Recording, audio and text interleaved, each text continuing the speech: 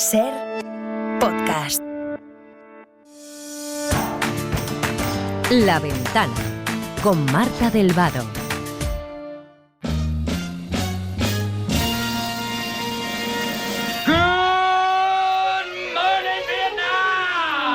He visto cosas que vosotros no creeríais. El mundo se divide en dos categorías: los que tienen revólver cargado y los que cavan. Tú cavas. ¡Ah! ¡Soy un hombre! Bueno, nadie es perfecto. Está usted intentando seducirme. Le haré una oferta que no rechazará.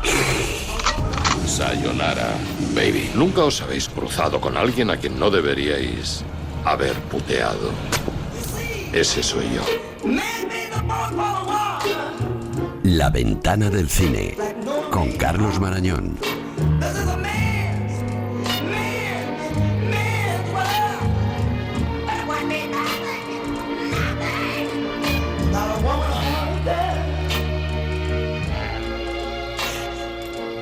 Son las 6:08, las 5:08 en Canarias. Saludamos al director de Cinemanía, que está en Radio Coruña, Carlos Marañón. Buenas tardes. Hola Marta, feliz año nuevo. Feliz año, ¿cómo estás? Aquí estamos, bien. Cargado Todavía bajo los efectos de estas fiestas. Sí, ¿verdad? Pues todavía te quedan unos días, por lo menos sí, hasta Reyes. Hasta Reyes seguro, a mí seguro que sí.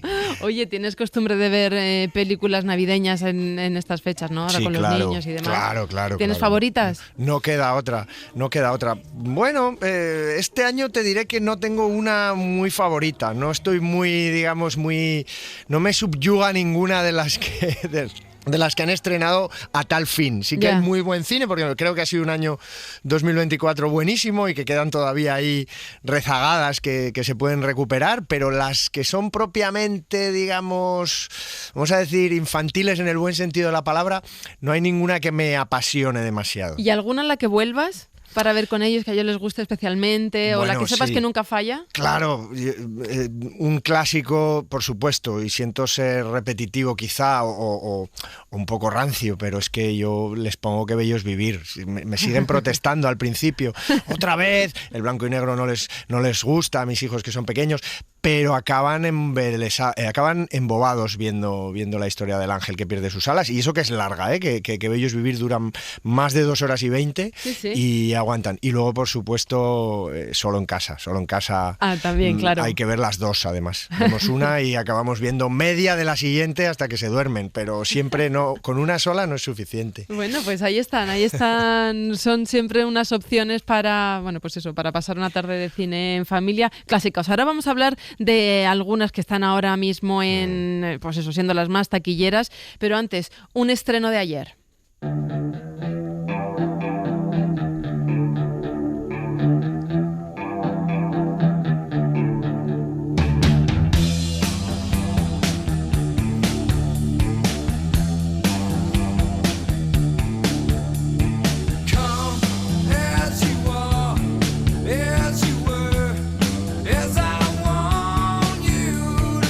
Ya está en cines Queer, que cuenta la historia de William Lee, un estadounidense de 50 años que vive exiliado en Ciudad de México, y su vida da un vuelco cuando conoce a un estudiante que acaba de llegar a la ciudad.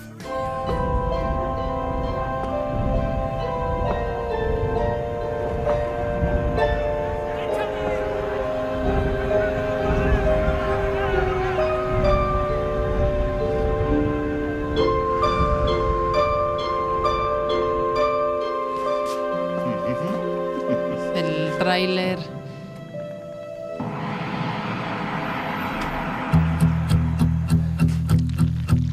Vamos a ver el doblado. Pero una vieja y sabia reinona me enseñó que yo tenía el deber de vivir, de vencer el odio con inteligencia, sinceridad y amor. Lo difícil es convencer a alguien de que forma parte de ti. Carlos, está dirigida por Luca Guadagnino. Eso es. La verdad es que tenemos dos italianazos, podríamos decir, en la cartelera ahora mismo. Por un lado, Luca Guadagnino, que recordará a la gente sobre todo por Call Me By Your Name, pero que este mismo año es muy prolífico. Ha hecho un peliculón de esos que va a estar en los Oscars, sobre todo por las interpretaciones de sus actores, pero también por la película, que es Rivales, la película de los tenistas que recordaréis. Y bueno, es director de Suspiria también y de varias otras películas. Es un director muy particular, también con un universo propio muy interesante, muy capaz de contar cosas con muchísima sensibilidad y a la vez ser también muy cañero y muy rompedor, y yo creo que eso está muy bien. Y en esta película lo mezcla muy bien, sobre todo primero porque el material es de William S. Burroughs, no deja de ser la novela Queer, que es una novela que siempre ha tenido muchos problemas de traducción, un título que ha tenido muchos problemas de traducción. No voy a decir yo los títulos que se han manejado históricamente, pero algunos de ellos hoy son considerados como palabras inapropiadas, digamos, por el colectivo LGTBI, ¿no? Así que lo dejamos en Queer, que yo creo que se entiende perfectamente, pero no deja de ser una historia de amores otoñales con jóvenes, ¿no? Con un joven, y ahí que aparezca Daniel Craig, al que estamos acostumbrados a ver siempre como un prototipo de masculinidad, obviamente desde su personaje de James Bond, ¿no? Que además ha llevado, digamos, a unos niveles, ¿no? Desde mi James Bond, que era Roger Moore, por ejemplo, que era un poco así atildado, un poco finolis, hasta el de Daniel Craig, que es un asesino realmente, ¿no? Un asesino, bueno, que tenemos la suerte de que esté del lado bueno, del lado de la ley, pero no deja de serlo. Verle aquí hacer un personaje de un claro homosexual que se enamora de un jovencito, la verdad que choca con la imagen que tenemos de él, y la verdad es que no defrauda, porque está muy bien. Está muy bien. Él, ha contado varias veces que para él era un papel que como que necesitaba hacer este personaje, ¿no? Para también cambiar. Ha hecho muchas cosas después de James Bond, por supuesto, ¿no? Puñales por la espalda, lo hemos visto últimamente, pero yo creo que sí que le viene muy bien. Y esta historia es una especie de muerte en Venecia, por decir algo, pero un poco más cañera, ¿no? Y la música, la banda sonora que habéis puesto le viene a la perfección. Así que yo creo que es una elección recomendable para empezar el año, ¿no? Con un director, ya digo, que es palermitano, es siciliano y que se diferencia mucho de otro director del que hablaremos ahora, si quieres. Claro, de Sorrentino, ¿no? Eso es. Porque Pablo tenemos Sorrentino. ahora en cines Partenov.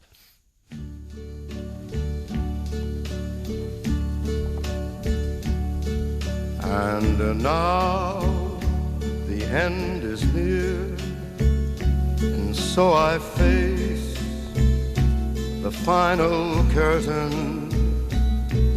My friend, I'll say it clear, I'll state my case, of which I'm certain. Se está hablando muchísimo de esta película que trata de la vida de Partenov en Nápoles desde su nacimiento en los años 50 hasta la actualidad.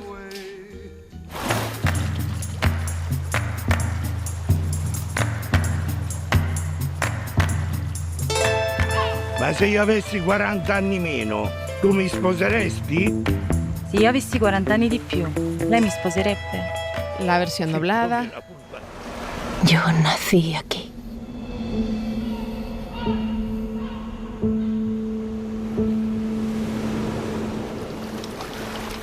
En el agua. Sorrentino nos lleva a Nápoles. Era già tutto previsto. ¿Qué te ha parecido? Lo lleva dentro, sí. Marta. Este hombre, digamos que si no habla de Nápoles, revienta. y lo cierto es que, a mí me parece que Pablo Sorrentino siempre es interesante. Su anterior película fue La mano de Dios, que además tiene... ¿A ti te gustó La mano de Dios? Claro, me gusta mucho, tiene toques además futboleros, que ya sabes que a mí me va mucho. Pero yo soy un defensor de su cine. A mí me parece que todas y cada una de sus películas tienen algo por lo que ser recordadas, ¿eh? Yo soy también también defensor de la gran belleza, que es una película que o la amas o la odias, pero fíjate que yo tiene una primera película que se llama L'Uomo in Più, que también va sobre la historia de un futbolista, que es muy original. Luego tiene Las consecuencias del amor e Il Divo, que era un peliculón, o sea que tiene muchas buenas películas. La juventud a mí también me gusta, así que digamos que estoy más bien pro, pero reconozco que puede ser un poco cargante, sobre todo. Y en este caso lo que está es contando de nuevo la historia de una mujer a la que identifica con la ciudad de Nápoles, ¿no? Es una mujer bellísima, por cierto, una actriz que debuta prácticamente, que es Celeste Dalla Porta, y que seguro que vamos a tener hasta la sopa en los próximos años a este personaje. A mí me parece una película que es fallida, no es redonda como algunas otras de sus películas, pero que tiene momentos muy, muy, muy graciosos, momentos muy, muy emotivos, muy emocionantes. También momentos algunos un poco de vergüenza ajena.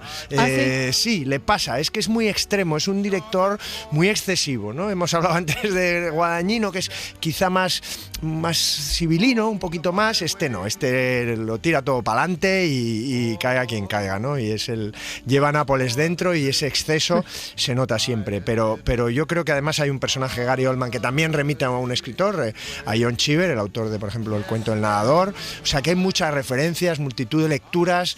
Yo creo que es una película que si no te carga este director, que yo entiendo que hay gente que no puede con él, digamos, la vas a exprimir, le vas a sacar muchos, sobre todo momentos, ¿eh? Es una película irregular.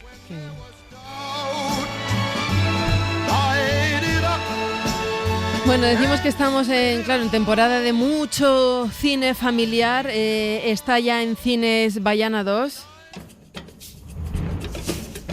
Es la secuela de la película de animación de Disney de 2016, que recaudó además un montón de dinero, creo que más de $500,000 en todo el mundo. Y esta nueva entrega pues también está triunfando en taquilla.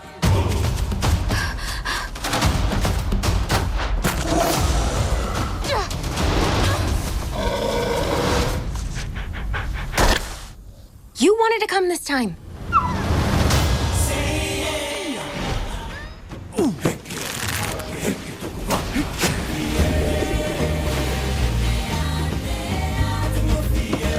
Tres años después de la aventura con el semidios Maui y la diosa de la isla Te Fiti, Vaiana pasa sus días explorando otras islas cerca de su isla natal con la esperanza de encontrar personas conectadas con el océano, ¿no? Carlos. Eso es, y digamos que luego analizaremos la otra gran película de animación de estas fechas.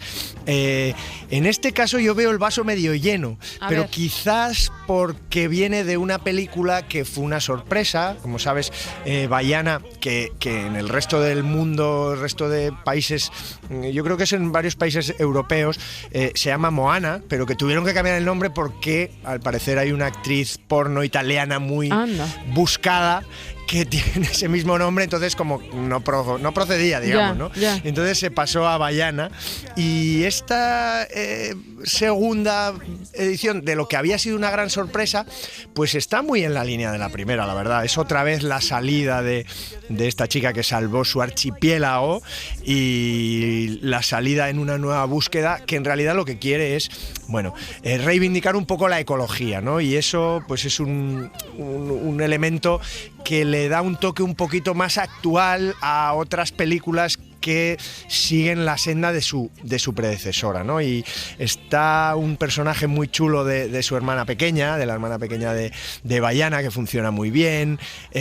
Las canciones están bien, son graciosas. Es una película, digamos, que no tiene pretensiones. Y eso hace que al final esa ligereza le vaya muy bien a una historia de nuevo convencional, de nuevo ya vista, en la que obviamente se ve un poco el plumero a Disney, que sabe que hizo mucho dinero con la primera película y sabe que puede volver a hacer mucho dinero con la segunda, ¿no? Y eso obviamente a nadie le amarga un dulce, ¿no? Pero al espectador tampoco, porque ya te digo, es poco pretenciosa y eso se agradece muchas veces. Dices, en esta ves el vaso medio lleno, y en esta otra,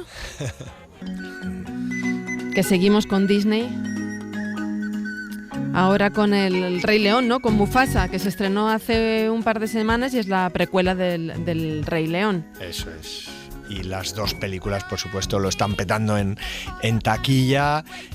Todos vamos a ver las dos, los que tenemos niños, hacemos el doblete. Y aquí me pasa lo que te he dicho, veo el vaso medio vacío.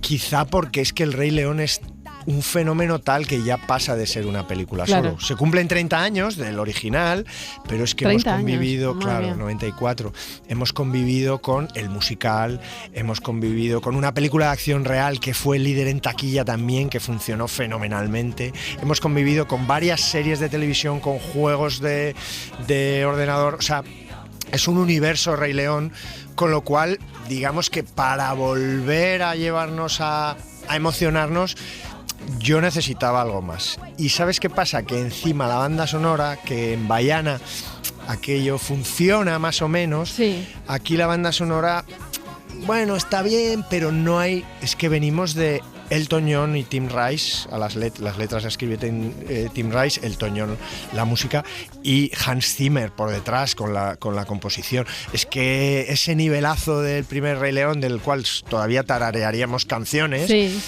aquí no sucede, ¿no? Y eso no que está compuesta por Lin-Manuel, ¿no? Sí. Que es muy bueno, pero claro, a lo mejor ser muy bueno no vale para mover otra vez todo el recuerdo y que digamos, oye, esto merece más la pena que El Rey León. Yo si tuviera que hacer quizá un orden, pues es que lo pondría detrás del musical, detrás de la primera, incluso detrás de la de acción real, que estaba bastante bien, la verdad que funcionaba muy bien. Y es que además me pasa una cosa, el director es Barry Jenkins, que recordarás que es el director de aquella película Moonlight, que sorprendió mucho hace unos años en los Oscar, ganadora del Oscar, película del año, y es que no le veo por ningún lado, o sea, no sé muy bien qué aporta Barry Jenkins a la dirección de esta película, cuando en realidad lo que volvemos es a otra historia de, bueno, en términos bíblicos, Hamlet, hay mucho Shakespeare, y es un poco el paralelismo. Ahora, aquí estamos viendo cómo llegó a ser Mufasa el rey, el padre de Simba, el protagonista de la primera, cómo llegó a ser el rey, ¿no? Y la disputa con su hermano, ¿no? Y John, bueno, pues la verdad es que me pierdo un poco. Incluso hay alguna que le llaman paracuela con Timón y Rumba, que son los personajes simpáticos del Rey León original, que incluso me hace más gracia que esta película, que bueno, está bien obviamente, pero le falta un poco de punch, por supuesto, para llegar a la original, ¿no? Entonces por eso digo que veo el vaso medio lleno. El que se asome, claro, no todos los niños, yo te diría que todos los niños la han visto de una manera u otra en plataformas, DVD, Blu-ray, quizá no en el cine, ¿no? Pero es verdad que ir al cine está bien siempre, que los más peques puedan descubrir de nuevo, porque al final hay un paralelismo con los personajes de la primera, ¿no? Está bien. Bueno, la portada de Cinemanía de este mes, por cierto, está dedicada al cine de vampiros, aprovechando el estreno de, bueno, no sé si de este mes o de diciembre ya. De este mes, de enero. Venga, aprovechando el estreno de Nosferatu.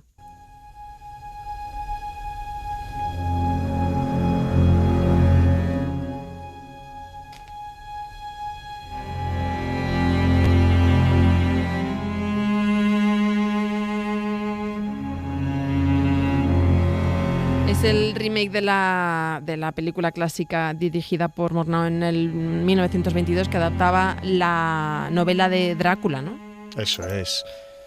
Hay una también posterior de Werner Herzog en el 79, con Klaus Kinski, que también es muy mítica. O sea, digamos que hay literatura detrás, por supuesto, es el clásico de Drácula, ¿no? De Bram Stoker.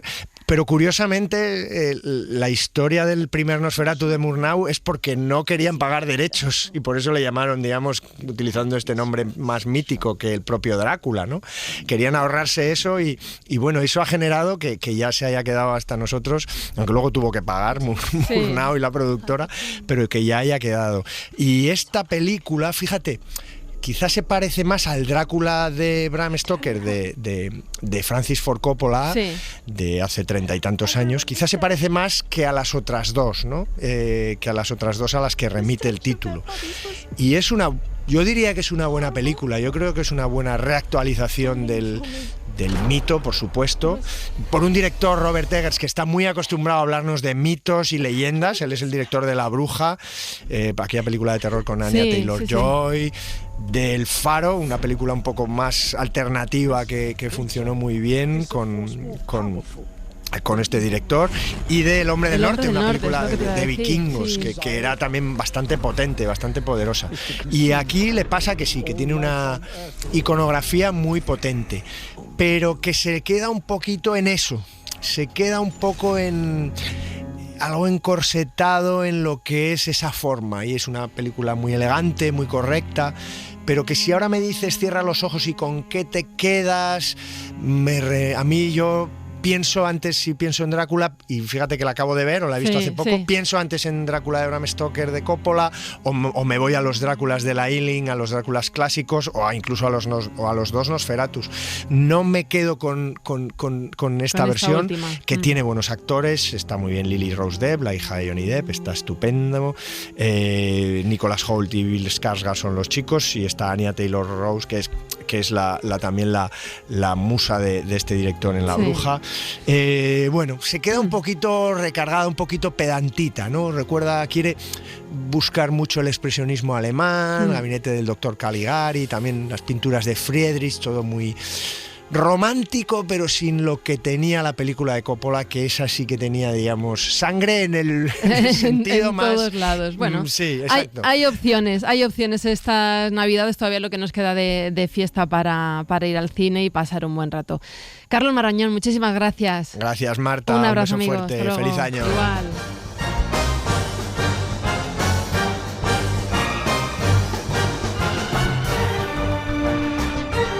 Para no perderte ningún episodio, síguenos en la aplicación o la web de la SER, Podium Podcast o tu plataforma de audio favorita.